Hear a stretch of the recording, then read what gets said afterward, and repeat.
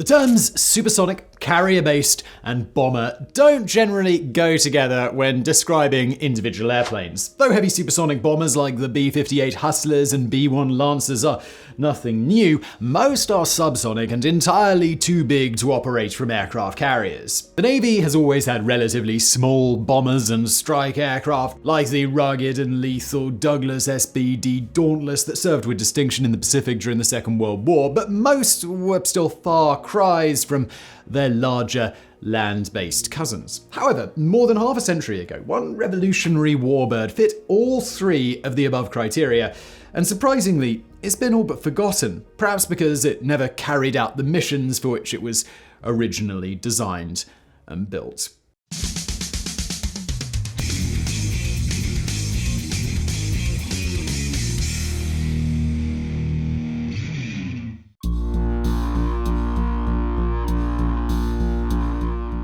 Huge advances in aviation technology were made during the 40s and 50s, and aircraft manufacturers were much less consolidated than they are now. Competition was fierce, the military was pouring tons of money into development, and jets had become the engines of the future, which meant that the days of underpowered piston-engine aircraft lumbering off windy flight decks at laughably slow speeds were long gone. Featuring a long dagger-like fuselage, a sleek canopy, and razor-thin swept wings, the North American A-5 Vigilante was blessed with a design that was decades ahead of its time, both aesthetically and technologically. Even standing still, Vigilantes looked like they'd already punched their way through the sound barrier, and they definitely didn't resemble other bombers. Built for the US Navy by Los Angeles-based North American Aviation, the A-5 Vigilante, originally designated the A-3J, first took to the skies in the late 1950s after a lengthy development period that began years earlier. Much of the early work was done at North American's Columbus, Ohio facility under the supervision of design chief Frank Compton, but unlike other similar programs, the A-5 was initially a privately funded venture. Convinced that their new concept would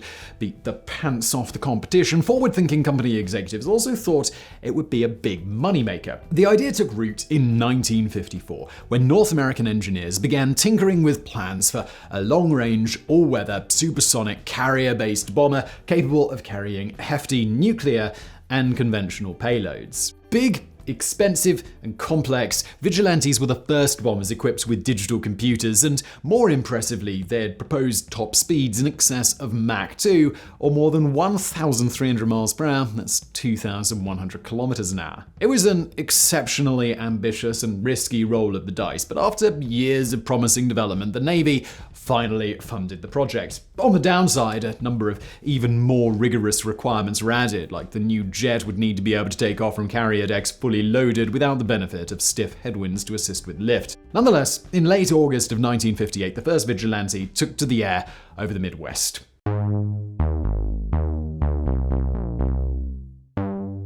77 feet, that's 23.5 meters long from nose to tail, 53 feet, 16.2 meters wide from wingtip to wingtip, and with a maximum takeoff weight exceeding 63,000 pounds or 28,600 kilograms, Vigilantes were whoppers by 50s standards, especially for airplanes designed for carrier use. But despite their size, crews were limited to just a pilot and either a bombardier navigator or a reconnaissance navigator, depending on the variant and the mission. To get all that weight moving, even with help from carrier steam catapults, tons of muscle was required, and ample power came from two GE J79 turbojets each, which produced 10,900 pound-feet of dry thrust, or more than 17,000 pound-feet when the afterburners were lit. With minor variations, the J79s were the same reliable, inexpensive, and widely available power plants found on Convair B-58 Hustlers and McDonnell Douglas F-4 Phantom IIs, among others. Top speed was about 4 times that of most World War II bombers, but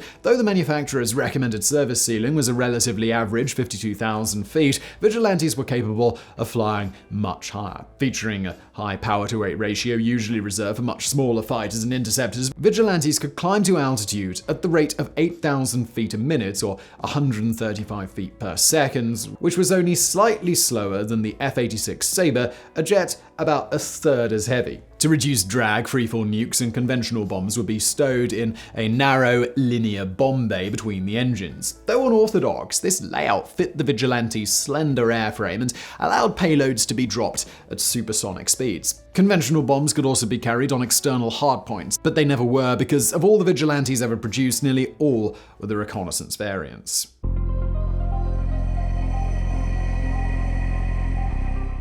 Long before becoming standard on many high-performance military aircraft, North American engineers incorporated strong weight-saving materials like aluminium alloys in the wings and fuselage, titanium for critical structural elements, and pure gold coatings which acted as shields to reflect engine heat away from vital electronic components and the weapons inside the bomb bay. Vigilantes also incorporated groundbreaking fly-by-wire control systems, early heads-up displays, and an inertial navigation system derived from the ones used on the company's supersonic intercontinental Navajo cruise missiles. North American originally settled on a twin-rudder arrangement, but this configuration was later scrapped for a single all-moving vertical fin which produced far less drag without sacrificing maneuverability. In addition, the aforementioned GE turbojets got their all-important oxygen through two variable intake ramps located between the canopy and the wings. Each of these optimized airflow at various altitudes, thereby increasing performance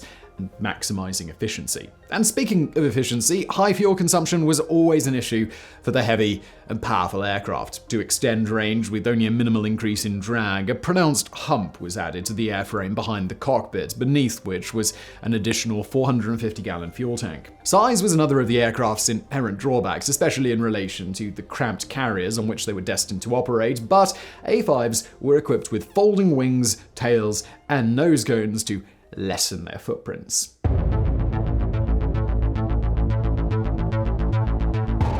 Originally intended as bombers, Vigilantes ultimately became reconnaissance aircraft almost exclusively. Though nearly identical in appearance, reconnaissance A-5Cs had larger wings with more surface area to compensate for the extra 10,000 pounds that they had to lug around. Since the engines were the same as the one used on the lighter bombers, reconnaissance Vigilantes had slower rates of climb, though they were still amazingly fast in level flight. In addition, A-5Cs were equipped with oblong fairings under their fuselages to house specialized gear like cameras, side-looking radar, infrared scanners, and electronic countermeasures equipment. A-5Cs still retained their bomb bays, but instead of weapons, they carried even more fuel to offset increased consumption.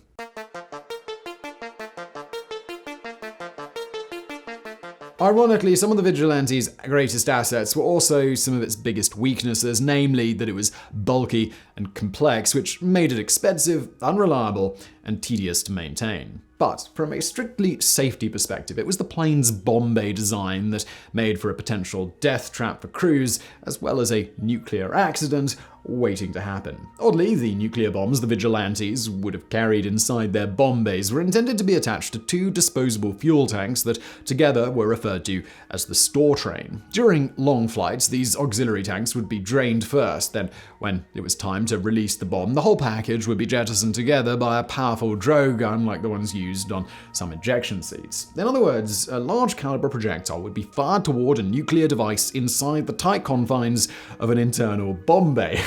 What could possibly go wrong, or perhaps more aptly, what in the world were the designers thinking, or perhaps smoking? Maybe it was crack. Theoretically, if everything went according to plan, the store train would eject safely away from the aircraft while it sped away. In practice, however, it was a wholly unacceptable system, which is probably why it was never tested with live ordnance. Good thing.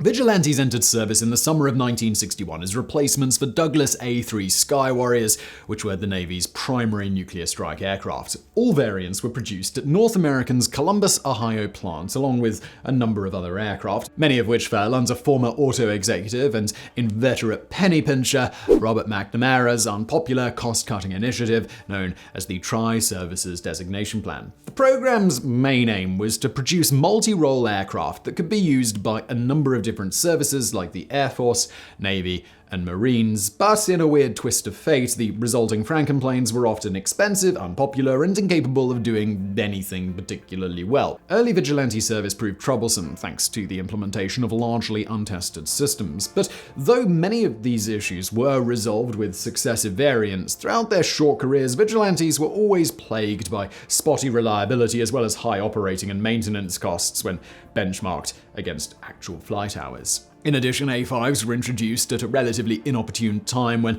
the Navy and Air Force were shifting their focus away from manned bombers in favor of land and sub-based cruise missiles. As a result, Vigilante bomber production was halted in 1963, and all subsequent planes that rolled off North America's assembly line were reconnaissance aircraft. In August of 1964, RA-5Cs began carrying out post-strike medium-altitude reconnaissance missions over Vietnam. They performed this role well, but despite their speed, agility, and advanced systems, 18 were lost in combat, of which 14 were downed by anti-aircraft fire, 3 by Russian-built surface-to-air missiles, SAMs, and 1 by a MiG-21 during Operation Linebacker 2. In addition, 9 were lost in non-combat accidents, though between 1968 and 1970, an additional 36 aircraft were delivered to the Navy to make up for these losses. All told, 10 RA-5C squadrons operated from the carriers Forrestal, Ranger, Saratoga, Independence, Constellation, Kitty Hawk, Enterprise, America, John F. Kennedy, and later from the Nimitz-class boats.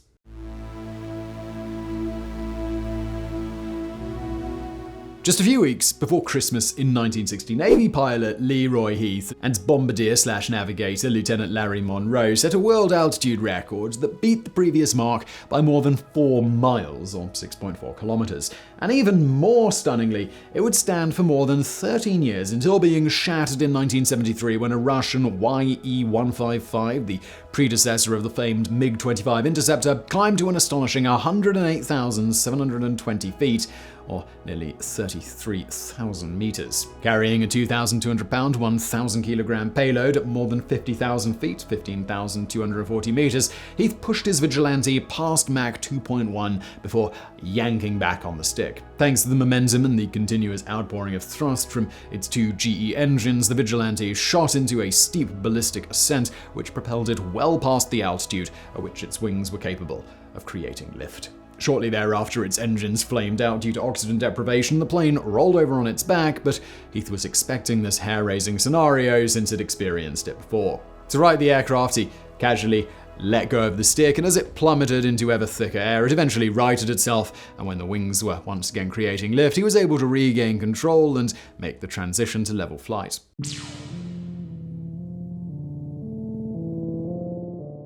Early March of 1971, while performing a reconnaissance run over North Vietnam, pilot Lieutenant Commander Barry Gastrock and navigator Lieutenant Emmy Conrad took one of the most memorable pictures of the conflict entirely by accident. Flying from the USS Kitty Hawk in their RA-5C, the pair were making their second pass over the ground near the Song Car River when Lieutenant Conrad witnessed a flash and heard the telltale thump of an SA-2 being fired below. Fractions of a second later, the huge missile rocketed from its launcher and streamed towards them at more than Mach 3. Gastrock mashed the throttles forward, took evasive action, and headed for the coast, and later made a safe landing on the Kitty Hawk. Examining the photographs on the ship later, an analyst made a startling discovery. Nearly perfectly centered in one of the frames was a remarkably clear picture of the SA-2 still under boost from its rocket motor, as evidenced by the billowy plume behind it. Unaware of just how close they'd been to getting hit, when the crew was called in to view the photograph, they learned that the missile had passed just 100 feet, that's 30 meters, under the Vigilante's fuselage. It was estimated that if it had been launched just 2 seconds sooner, it would have taken them out. But when the photo was snapped, it hadn't had time to arm itself.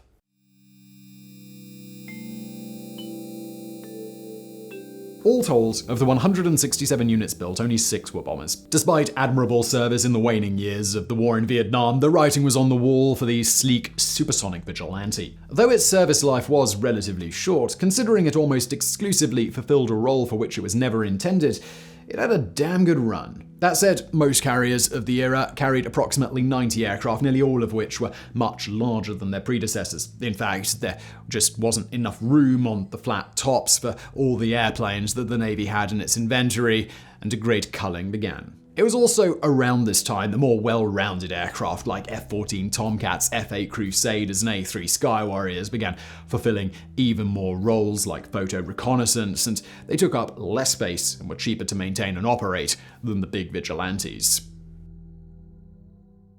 So I really hope you found this video interesting. If you did, please do hit that thumbs up button below. If you've got a suggestion for a future Mega Projects video, please do leave it in the comments below. I do look there on pretty much every video for good ideas to make. So yeah, drop it below, and thank you for watching.